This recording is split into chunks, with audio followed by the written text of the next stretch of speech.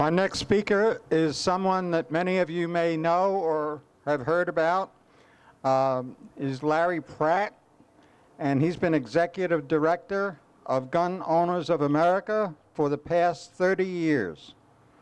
Gun Owners of America is a national membership organization of 300,000 Americans dedicated to promoting their Second Amendment freedom to keep and bear arms. Let's have a warm welcome for Larry Pratt.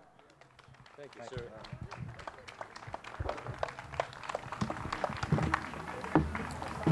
Good afternoon to you, patriots. When I talk about the gun issue,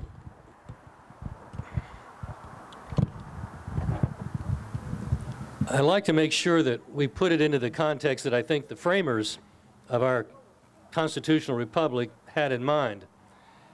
It's not just about guns, it's about freedom, and it's about keeping the ruling class, as they themselves think of themselves, under control. One of our members was talking to me some time ago, and he said that he had been lobbying against Obamacare, I like to call it zero care, with a member of Congress, and he was making so many points about why it's such a terrible idea to socialize medicine more than it is already. And out of the blue, she told him, "You want to shoot me, don't you?" Well, I'm glad she had that fear, although that wasn't on the guy's mind. They need to fear us. Look at what they do when they fear us. Can you imagine if they didn't have any fear of us? So guns play an integral part in the politics of America, and I think they need to play an even more integral part. I'd like to try to illustrate the attitude that I'm talking about in this ruling class by a debate that I had with a British member of Parliament years ago. They were on the eve of actually passing their current almost total gun ban. And I told the member of Parliament that this wasn't going to work out well, that we had so many surveys, so many studies in our own country, the hallmark one being by Dr. John Lott, whose book entitled More Guns, Less Crime. And the opposite is also the case. Less guns, more crime. And he responded to that by saying, "Oh, I do declare, anybody who would say that over here, we'd say he's really quite flaky." I said, "I know you would. That's why we're no longer British."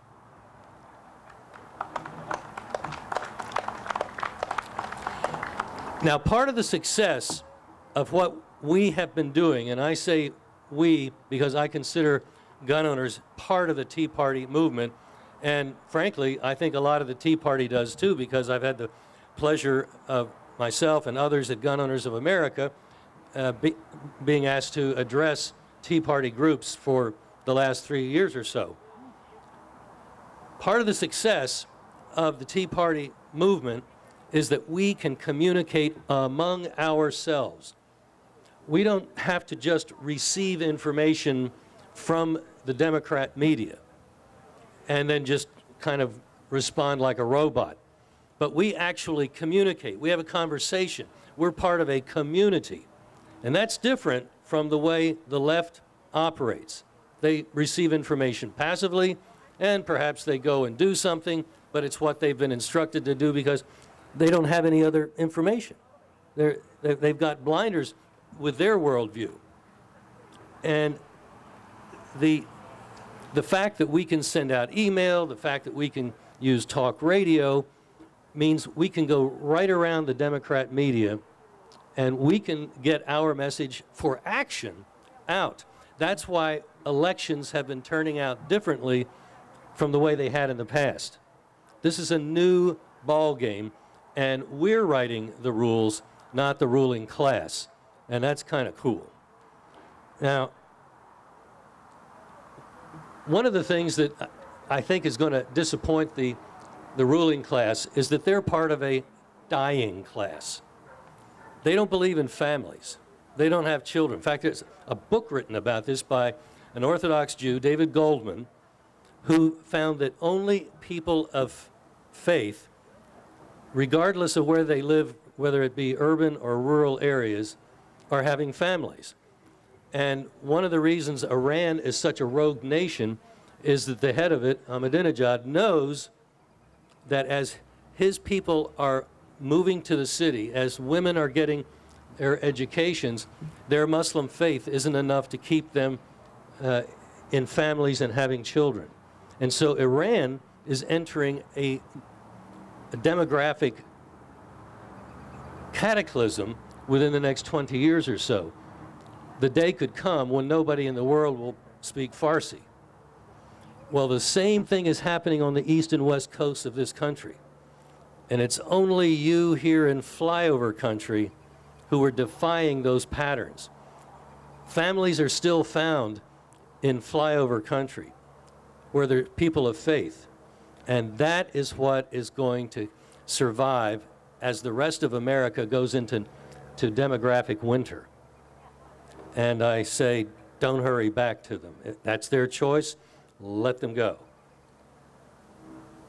There's some good news at the national level, and that is that the Senate now has before it 2 bills, one of which is rather good on national concealed carry.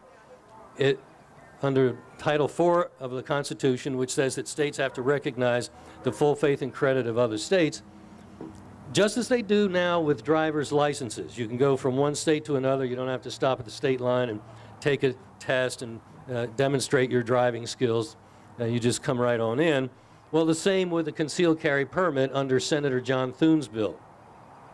And even a state that doesn't require a permit, such as the 5 that now operate that way, then it would be sufficient for somebody to show their driver's license if there were ever a question about their concealed carry. They wouldn't need to go and get a permit. That's the way it should be, because our permit is under a piece of glass in Washington, D.C. That's our permit to carry a firearm. And I think it might pass. It might pass the way Senator Coburn, earlier had gotten his legislation on overturning the ban on national parks signed by the president. He put it on a piece of legislation that the president wanted badly enough, and the president went ahead and signed it. And we might give President Zero another chance to do the same thing and make him the most pro-Second Amendment president there ever has been.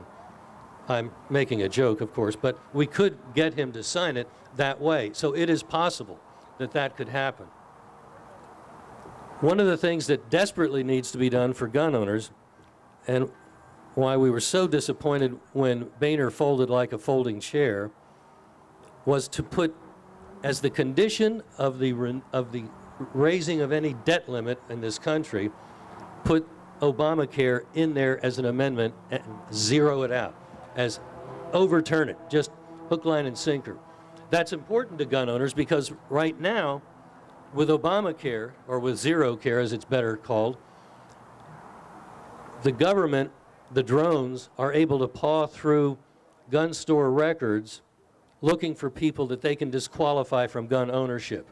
And so if some soldier, some fireman, policeman has a PTSD diagnosis, they're going to use that to take his rights away. We had a veteran call us. He'd gone to renew his concealed carry license in Arkansas. And in between the time he had gotten his permit and was seeking to renew it, records had been entered into the national database, and when they did the Brady check on him, which is an unconstitutional operation, I would add, they found that he had such a diagnosis.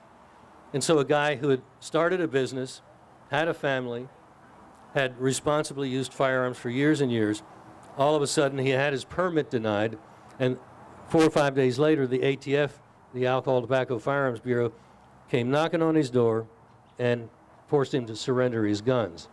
So that's why this socialization of medicine is so dangerous to all of our liberties.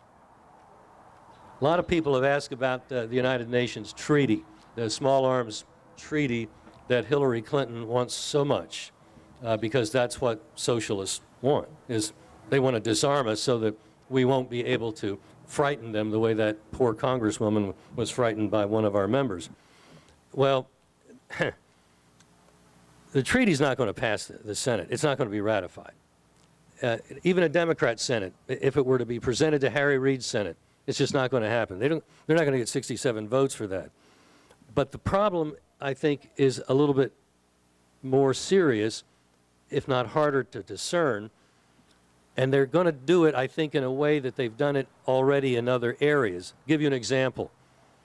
There's a gold mine, or was to be a gold mine, outside of Yellowstone National Park. And they went through all the permits, and they'd spent some $3 million getting qualified according to all the regulatory requirements that they had to meet. And seeing this, the Clinton administration thought, oh, we don't want another economic activity so close to Yellowstone, only 5 miles outside the park. So they went to the UN and got the UN to declare it a World Resource Site, a World Heritage Site, and that meant no economic activity within 100 miles of the park.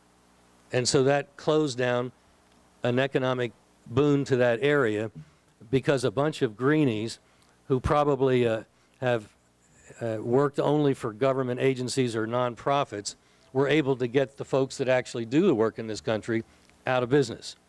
And that's the kind of thing that could happen to us gun owners through a thing that they call norming. It's an invention among governments, particularly thugs.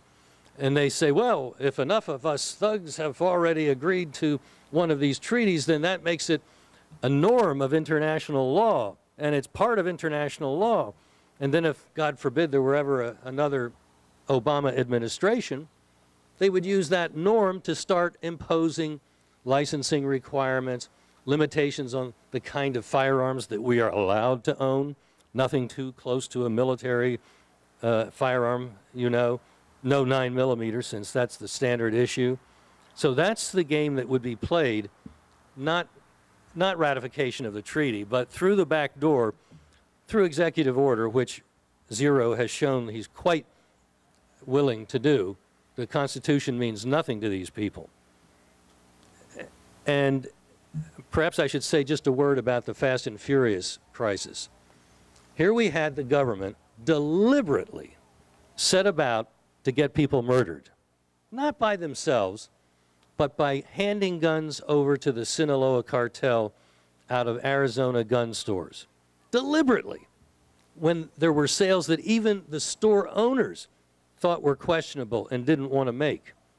A guy comes up to the store in a sputtering jalopy and buys 5 semi-automatic rifles for cash at probably about $600 apiece. That's a little suspicious. And normally a dealer wouldn't sell, but the ATF said, no, go ahead and sell. It's part of our investigation. They deliberately put the guns in the hands of murderers. So it's no surprise that today the mounting death toll that we know of, thanks to Fast and Furious guns and the people using them, is 300 Mexicans and 2 federal agents. This was something that the Obama administration cranked up almost immediately upon taking over in Washington in '09. And it only stopped because a Border Patrol agent was murdered in Peck Canyon near the Arizona-Mexican border on December 15th of 2010. And almost immediately, word got out that, oops, that was a Fast and Furious gun that did him in. That is what kind of cold-blooded thugs are running our government, and that's why it is absolutely essential that we take our country back this November. There are enough people here to probably energize the entire Myrtle Beach area. Folks, that's what it's all about. We're fighting the mafia. We're fighting people who have absolutely no scruples about doing anything.